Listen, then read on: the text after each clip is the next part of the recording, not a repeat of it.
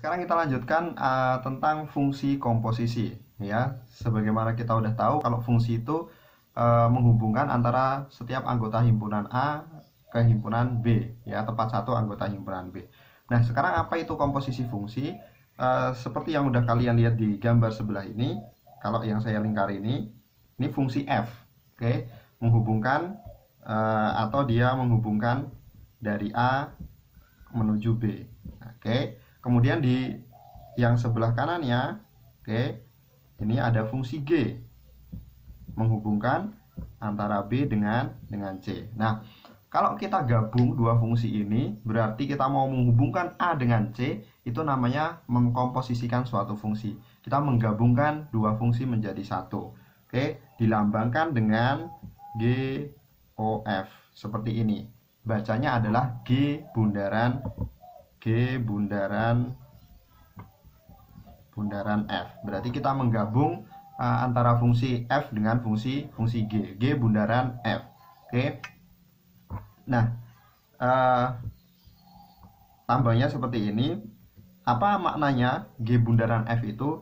Berarti kita punya fungsi G yang di dalamnya ada fungsi F-nya. Seperti itu. Ya, jadi kalau G bundaran F itu berarti kita fungsi G di dalamnya ada fungsi F. Nanti kalau dibalik F bundaran G, oke, berarti fungsi F di dalamnya adalah fungsi G.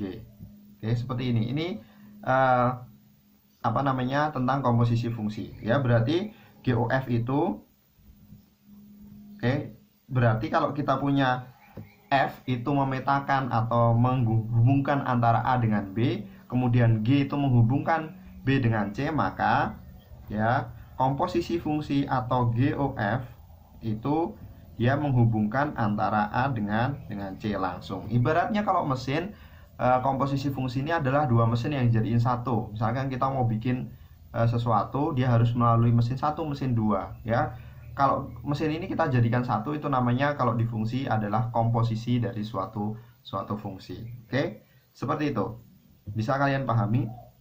Nah, sekarang ya bagaimana cara menentukan komposisi fungsi ini? Oke, misalkan di depan kalian sudah ada fungsi fx yaitu 2x tambah 1, kemudian fungsi gx adalah 4x dikurangi 2. Tentukan FOG atau komposisi fungsi f dengan fungsi g. Oke, FOG tadi ya artinya apa? Kalau kita punya f bundaran g, oke, itu artinya apa? Artinya kita punya fungsi f, di dalamnya adalah fungsi G. Nah, bagaimana caranya? Ya, gampang ya sebenarnya. Seperti mencari nilai fungsi. Tetapi kalau nilai fungsi itu kan kita mengganti X-nya dengan suatu bilangan. Tetapi kalau di komposisi fungsi, kita mengganti X-nya bukan dengan bilangan, tetapi dengan fungsi. Jadi, ibaratnya fungsi di dalam fungsi. Gitu gampangannya ya. Oke, berarti kita punya fungsi f yang di dalamnya adalah fungsi G. Kita tulis dulu fungsi f. Fungsi f itu adalah 2x ditambah 1. Berarti x-nya kita ganti menjadi gx. Oke, seperti ini. Berarti 2gx ditambah 1. Nah, si gx ini siapa? Gx adalah fungsi gx adalah 4x dikurangi 2. Coba lihat ini, gx adalah 4x dikurangi 2. Berarti tinggal kita masukkan ke situ. Berarti 2 dikali 4x dikurangi 2 ditambah 1. Oke, cukup mudah ya. X-nya tinggal kita ganti dengan fungsinya apa. Oke, setelah itu kita selesaikan. Ini dikalikan satu per satu. 2 dikalikan 4x menghasilkan 8x. Kemudian 2 dikalikan negatif 2, hasilnya adalah negatif 4. Kemudian ditambah 1. Oke, 8x dikurangi 4 tambah 1, negatif 4 ditambah 1, hasilnya adalah negatif 3. Berarti kita punya fungsi komposisinya atau f bundaran g nya adalah 8x dikurangi 3. Oke, paham ya? Kemudian sekarang kita mencari GOF atau G bundaran F. Berarti kalau G bundaran F artinya apa? Artinya fungsi G yang di dalamnya adalah fungsi F-nya. Oke. Kita masukkan dulu Berarti kita tulis dulu fungsi G-nya apa. Oh, di sini fungsi G-nya adalah 4x dikurangi 2. Kemudian x-nya kita ganti dengan fungsi f. Oke. Berarti 4 fx dikurangi 2. Setelah itu kita masukkan fungsi f-nya apa di sini? Oh, fungsi f-nya adalah 2x ditambah 1.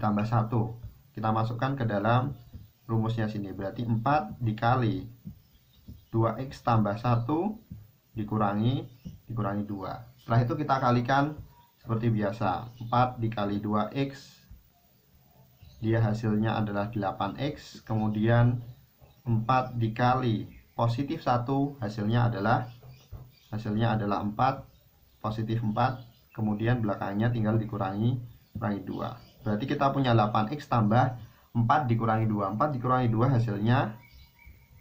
hasilnya adalah 2.